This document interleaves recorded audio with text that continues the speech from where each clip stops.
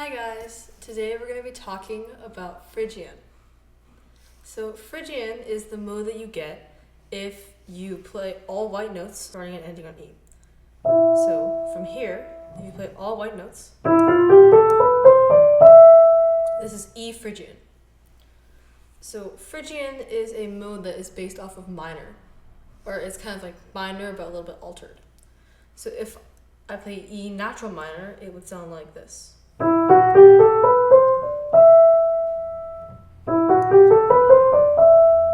So E natural minor, the only difference between E natural minor and E Phrygian is this F sharp. So E Phrygian then is just E natural minor with a flatted second, because F sharp is the second note of E natural minor. So, and then you flat the second. This is E Phrygian. So you can transpose this into any key, such as C. So if I take C natural minor, it would be this. And this is the second note, so I flat this. So then C Phrygian would be.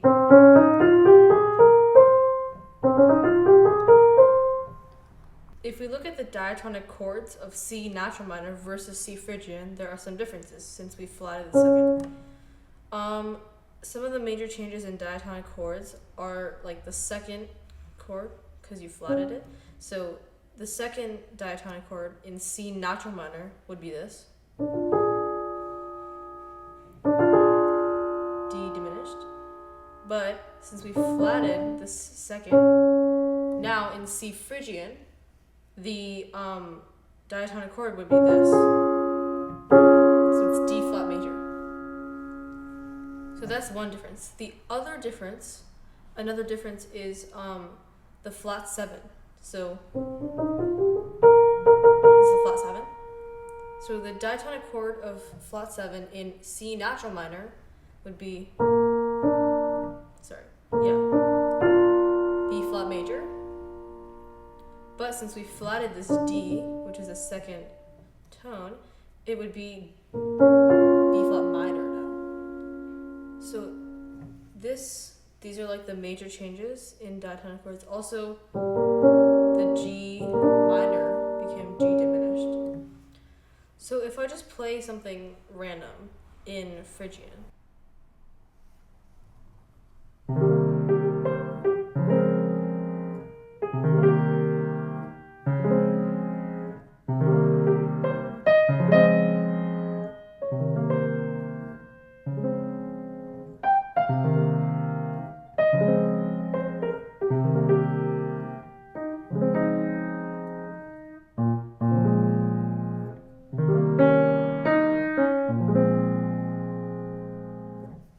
so this kind of sounds like, maybe it sounds like some fantasy, but it could also sound like Arabic music, because Arabic music utilizes this scale, which is really close to Phrygian, because the only difference is this E, which is flatted in Phrygian, but not in like the scale that a lot of Arabic music uses. So Phrygian can sound like Arabic music and can sound like fantasy. So I have two examples of some pieces that are in Phrygian. The first one is called Rush.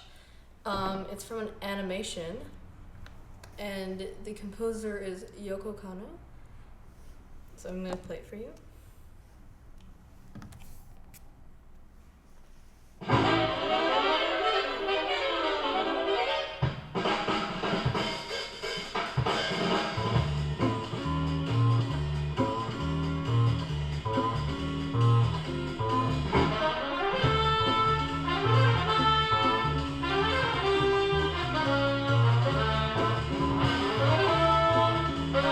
Okay, so you can already see from the bass, right? But then there's like the flatted second. There's that flatted second there. I'm gonna play for you again, and then I'm gonna talk about some of the chords that are in this piece.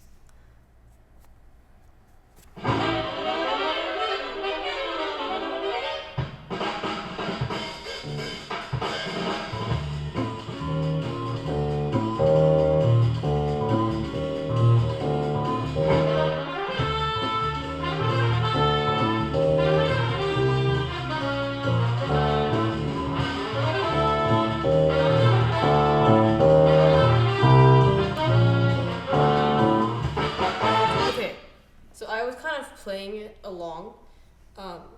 But the chords are basically, so it's D minor and then E flat, which is the Phrygian quality in D minor. So D minor and then E flat major, and then back to D minor, and then back to E flat major, and then it's C minor, and then it's B flat minor, and then it's D minor again. But if you take a look at these, so D minor is in D Phrygian, E flat major is in D Phrygian, yeah, and then C minor is also in D Phrygian, but B flat minor is actually not in D Phrygian because it should be B flat major, because there is no like C sharp or D flat in D Phrygian.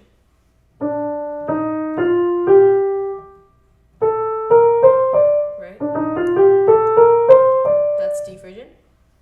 So there isn't a, right? So it should be B flat major, but it's B flat minor. So this is actually a chord that was borrowed from another mode, which we call modal interchange. And I'll talk about that in a later video. So that is Rush. I have another example, and it's called Nardis, and it's composed by Miles Davis. And I'm going to play for you the Bill Evans trio version.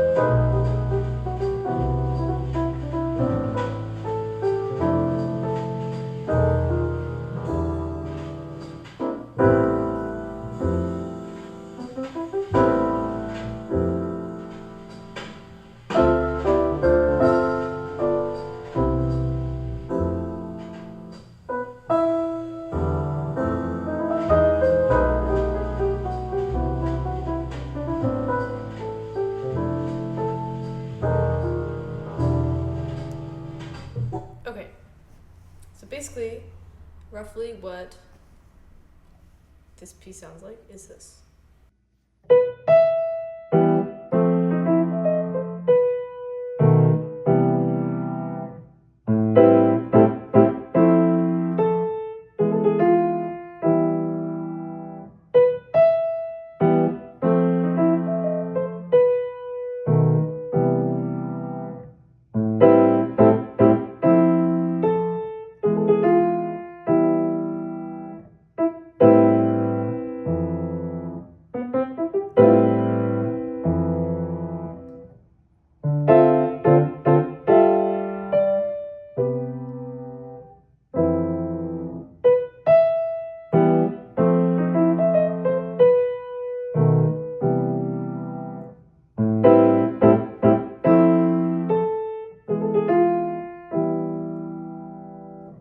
So, I'm going to kind of go through the chords of this piece. So it starts on E, so this piece is in E Phrygian, and then Rush was in D Phrygian. So it starts with E minor, and then F major. These two chords kind of bring out the Phrygian because F is that flatted second, right? So it's E minor and then F major.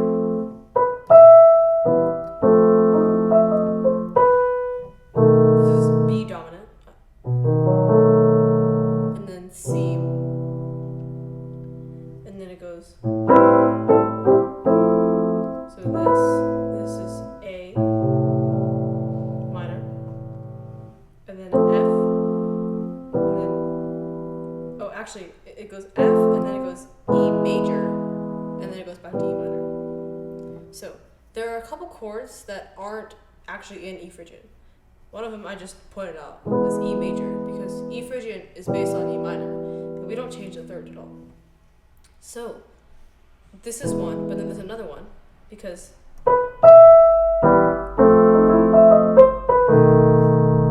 B dominant isn't in E Phrygian.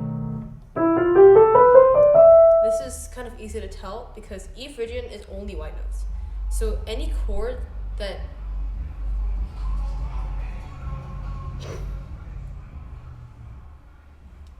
Anyways, any chord that doesn't have only white notes is probably not an E Phrygian because it's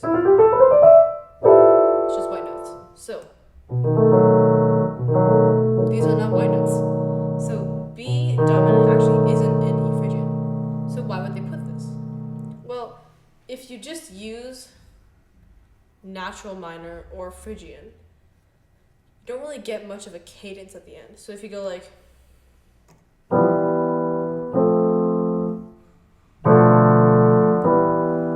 it's kind of like less cadential. There's not that much of a cadence in it.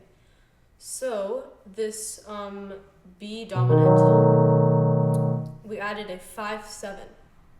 So like B7. We borrowed this from harmonic minor because harmonic minor has that B7 in it. This allows for a better cadence going to E.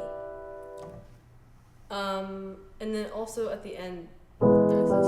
So those are the two chords that weren't Phrygian in this piece. And I'll play it for you again so you can kind of hear the chords a little bit better.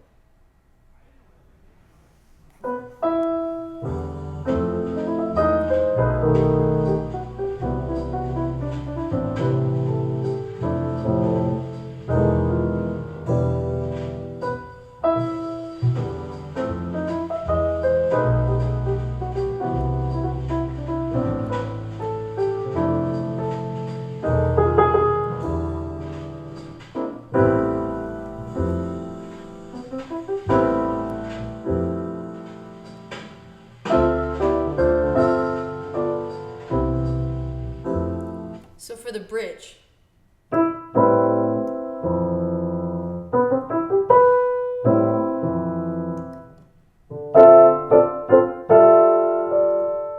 so these chords are, this is A minor, and then we go to F major, A minor, F major, and then we go D minor, G dominant, and then C. So all of these chords are in Phrygian. I didn't play any, black notes. So, right, because if you look at E Phrygian, A minor's in there, F major's in there, and then D minor is in there, G dominant is in there, and then C is in there. So these chords are all fine. So in the kind of main part, the part that I played for you, the only two chords that aren't in Phrygian were the ones that I mentioned before, so the B dominant and then the E major. So I actually composed something little. It's not much. It's just like a little piece in Phrygian, just to kind of show you how you can use it in maybe some compositions you want to do. So I'll just play it for you.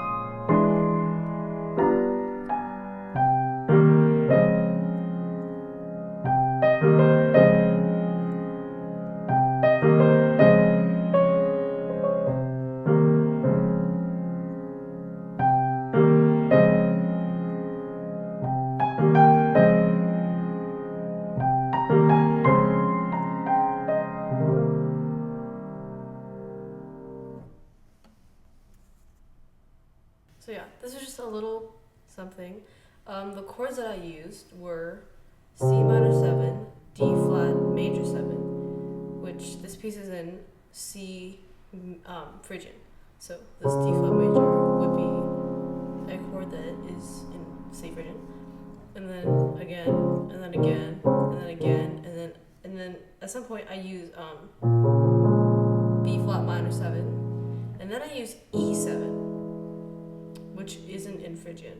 So this E7, I actually didn't mean to write. So I meant to write an E flat 7, but I accidentally wrote an E7. And when I later was looking over this piece, I was like, oh, that's weird, I made a mistake. But then I tried playing it, and I liked the way it sounded, so I just kept it. And then I used B flat minor 7, and then I used E7, and then I used G7, which isn't in Phrygian, but this is like the 5/7 that was in nardis to connect to the C, because otherwise the cadences are way less strong. And then I go C, D flat, C, D flat. Yeah, but this was just a little piece that I whipped up to show you guys how you can incorporate Phrygian into your works. Okay, I'll just play it for you one more time after analyzing the chords.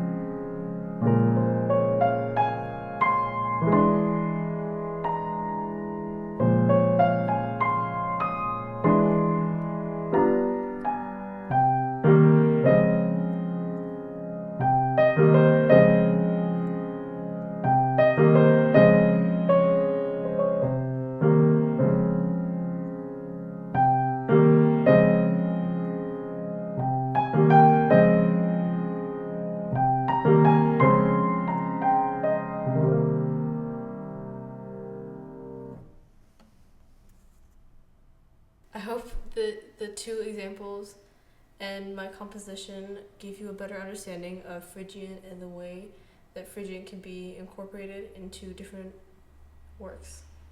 Thank you for watching.